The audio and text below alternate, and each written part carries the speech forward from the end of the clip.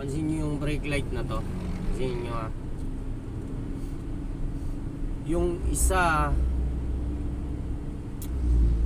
isang ilaw niya malakas, yung kabila mahina. Pansin nyo yan, malakas yung liwanag ng kabila, yung kabila hindi. Ayan, may problema yan. Ang problema niyan is bulb. Yung bulb niya, yung kabila 24 yan, 24, kaya mahina yung ilaw niya. Yung kabila sakto 12 volts. So ang dapat gawin dyan, ang gagawin lang dyan mga kaibigan, palitan mo lang ng bulb yung kabila na yan, kasi naka 24 volts yan, sigurado yan.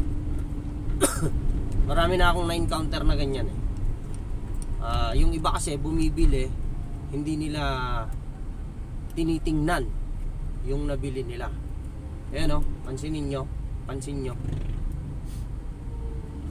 Yan magkataapak nyo ng preno, yung isa malakas, yung isa mahina. Yan yan, klarong klaro yan. Ayan yung isa mahina napapansin nyo, check mo yung bumbilya niyan, 24 volts yan. Kung pundi kasi yan, hindi yan iilaw.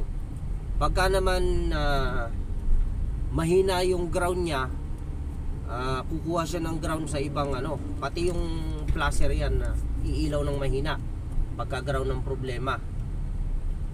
So parang humihina parang kumukuha sa ng source sa ibang connection niya pagka ground pero yan, bulb yan, mga ganyang problema. Yun lang, share ko lang sa inyo para malaman nyo din yung sakit pagka ganyan.